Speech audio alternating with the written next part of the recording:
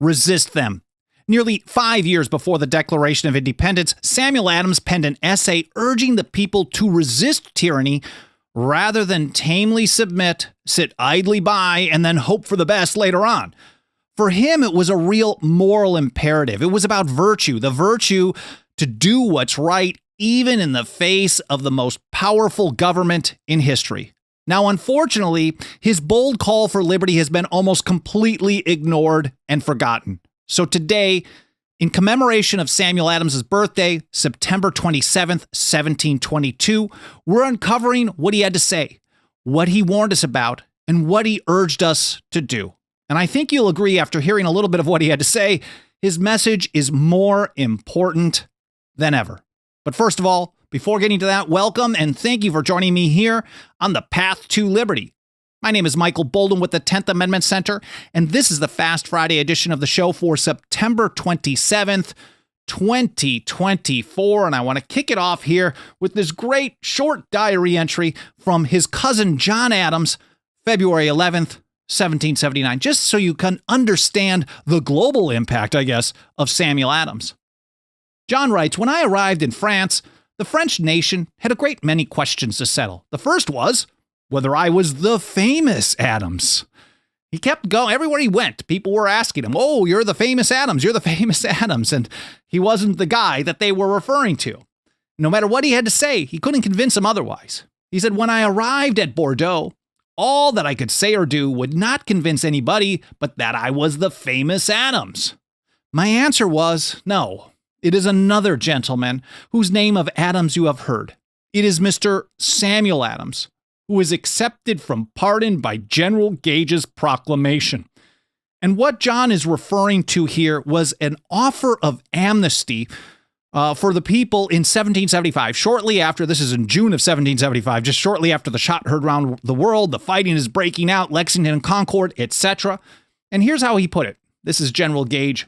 "I do hereby, in His Majesty's name, offer and promise His most gracious pardon to all persons who shall forthwith lay down their arms and return to their duties of peaceable subjects, excepting only from the benefit of such pardon Samuel Adams and John Hancock, whose offenses are of too flagitious a nature to admit of any other consideration than that of condign punishment." So whether or not anyone else today says Samuel, and of course John Hancock as well, were important in the Revolution, I think we would take General Gage's word for this more than anyone. He thought that these guys were such a big problem. There was no way, no matter what happened, they were going to do anything other than punish them.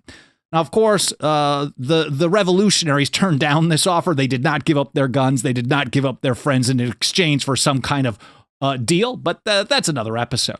Anyways, going a little further here, John Adams also thought that Samuel really was one of the best people for understanding liberty, and he had a radical love of it as well. And here from another diary entry in 1765, "Samuel, I believe, has the most thorough understanding of liberty and her resources in the temper and character of the people, though not in the law and constitution, as well as the most habitual, radical love of it of any of them, as well as the most correct, genteel, and artful pen." So John Adams, Samuel was a great writer. He was a great person with words. He certainly loved liberty, and he had a radical view of it, in support of it, a love of it. And I think the best summary of his thought, he wrote a ton throughout the Revolution, comes from a 1771 essay published in the Boston Gazette. This is basically the mouthpiece of the Sons of Liberty that he published under the pen name Candidus. He used many of us, Valeris Poplicola, a bunch of others, I think maybe 24 of them over the years. But this one is one that I cite all the time.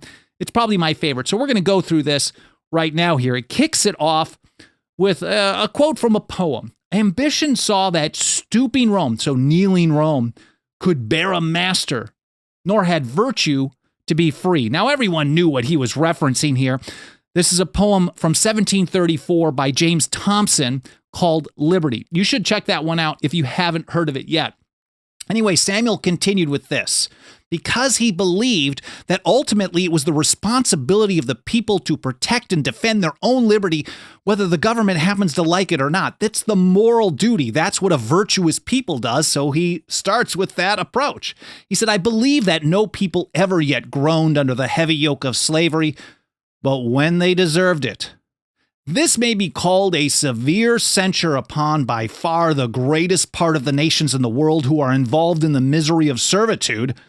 But however they may be thought by some to deserve commiseration, some pity, basically, the censure is just. He did not mess around. Again, he believed that the people had the duty to protect their own liberty, especially when government refused to do what it was supposed to do, protect their rights. And he said, the truth is, all might be free if they valued freedom and defended it as they ought. And of course, he goes through some Roman history, of course, in relationship to that 1734 poem. He said, is it possible that millions could be enslaved by a few, which is a notorious fact, if all possess the independent spirit of Brutus, who to his immortal honor expelled the proud tyrant of Rome and his royal and rebellious race? If, therefore, he wrote, a people will not be free. So he's saying it's a choice. It may be difficult to be free against a tyrant, but it's still a choice, according to Samuel Adams. If they have not virtue, like the Stoic philosophers, he'll cite one in this essay as well. If they have not virtue enough to maintain their liberty against a presumptuous invader, they deserve no pity and are to be treated with contempt and ignominy. So total contempt for these people. So then he went on to a little history of what went down with Caesar, who saw that the people were ready to stoop, to kneel to someone with power. He said, by beguiling arts, hypocrisy, and flattery, which are even more fatal than the sword, he obtained that supreme power which his ambitious soul had long thirsted for. The people were finally prevailed upon to consent to their own ruin. So the people themselves agreed to go along with this. He said, by the force of persuasion, or rather by cajoling arts and tricks always made use of by men who have ambitious views, they enacted their lex regia. That's the royal law, where basically the legislative power of the people is transferred from the Roman people themselves to the emperor. So unlimited power in all cases whatsoever. And again, he said, this is voluntarily. We can see this all through history, of course, where this type of thing does happen, where the people tamely submit. He said, by this act, the people, they fixed a precedent fatal to all posterity.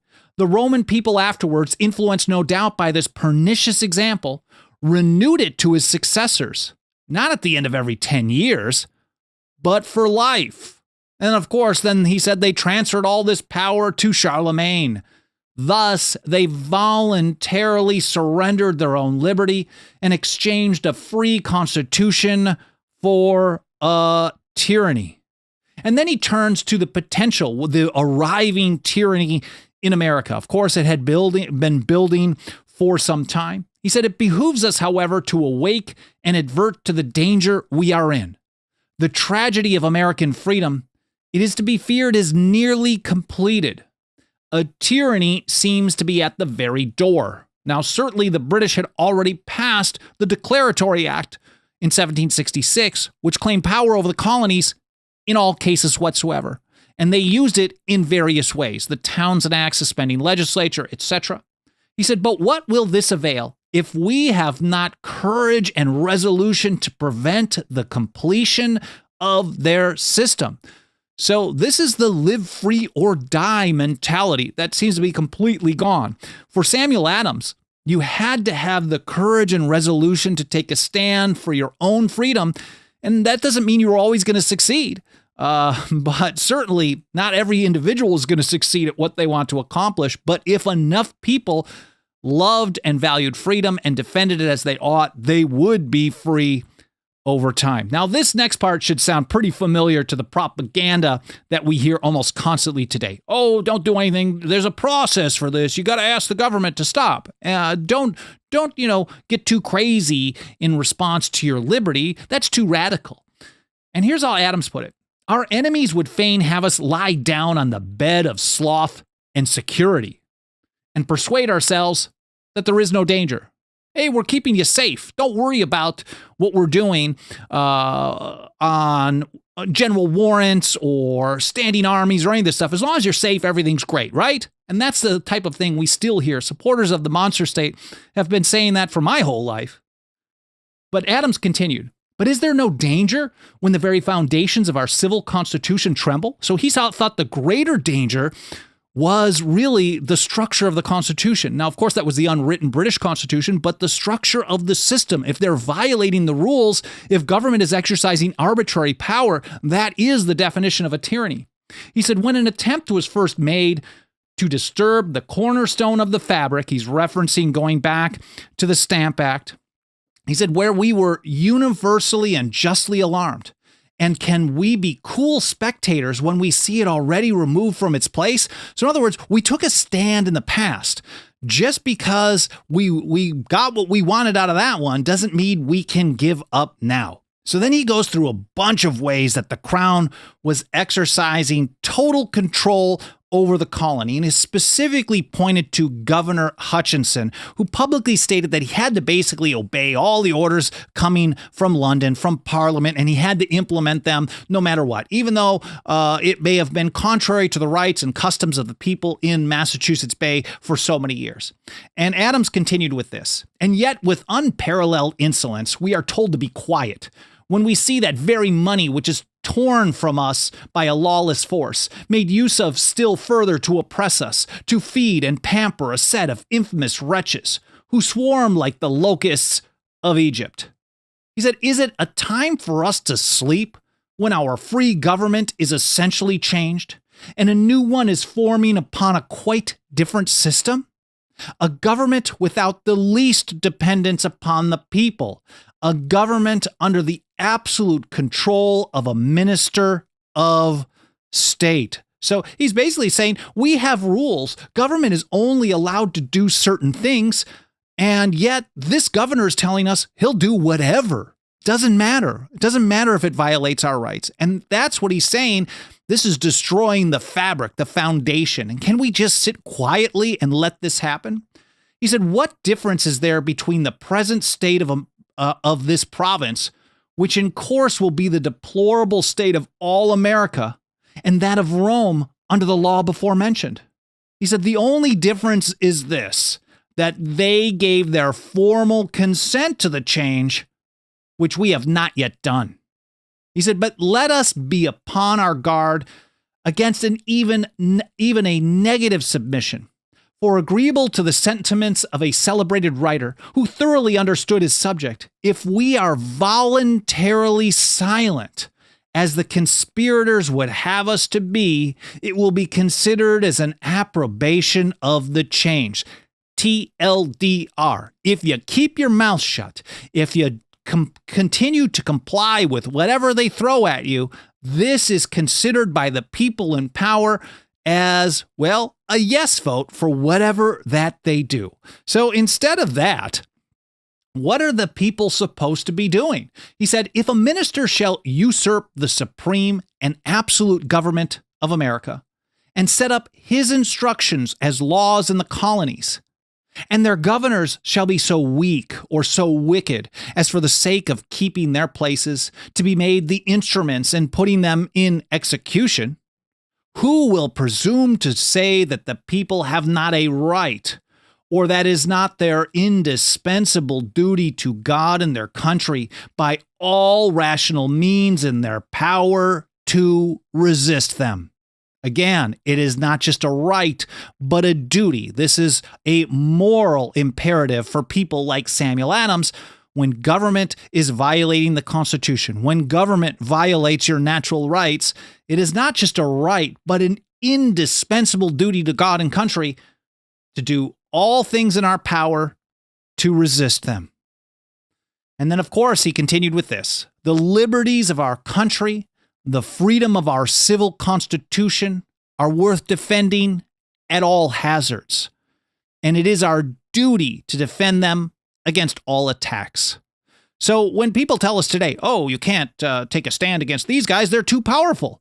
For Samuel Adams, that's no argument. For him, it didn't matter. Now, of course, you had to use smart strategy because you didn't want to lose right away. Thomas Jefferson, some years later, said, we always have to hold to our ultimate principles, but we should push as far as events will render prudent. Now, I haven't found anything exactly like that from Samuel Adams, but the way that he approached things, he did have some letters back and forth with Joseph Warren at the time in 1774, basically discussing smart strategy as well. But that doesn't mean you just sit down and say, we got to take it. Of course, it doesn't matter what the hazards are. You have to take steps to defend your liberty and your Constitution against all attacks, again, foreign or domestic. And he continued with this. We have received them, the liberties of our country and our civil constitution. We have received them as a fair inheritance from our worthy ancestors.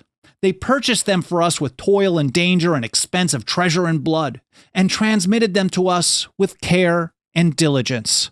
So what's the proper thing to do? What's the moral thing to do? Of course, not just throw it away, because all that they sacrificed to leave to us. He said it will bring an everlasting mark of infamy on the present generation, enlightened as it is. If we should suffer them to be wrested from us by violence without a struggle, or be cheated out of them by the artifices of false and designing men. Now, at the time, he thought it was primarily the latter, but even if you should suffer to give up your liberties, your civil constitution against violence, he said, without a struggle, you can't just let that go. That is immoral to allow that to happen. Now, he continued pointing out that, of course, there were some successes. Of course, they had stopped the Stamp Act, and there was some resistance, and there was a period of some peace there for a little bit. But he said, that's not enough because the danger is not gone. And he said, instead of sitting down satisfied with the efforts we have already made, which is the wish of our enemies, the necessity of the times more than ever calls for our utmost circumspection, deliberation, fortitude, and perseverance. He then cites Seneca the Younger. He was an ancient Stoic philosopher from the 1st century in Rome. Now, these guys basically believed that the way to live a good life was by practicing 4 virtues daily. And you can see the influence here on Samuel Adams over and over and over here in this essay and throughout his career. That's wisdom, courage, moderation, and justice. You have to have all of this on a daily basis to have a good life. And he cited Seneca here. Let us remember that if we suffer tamely a lawless attack upon our liberty, we encourage it and involve others in our doom. But wait, there's more.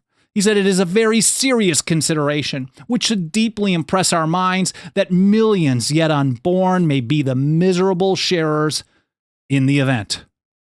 Well, I couldn't think of a better way to say happy birthday to Samuel Adams than by sharing my favorite essay that I've read from him here, writing as Candidus in the Boston Gazette in 1771.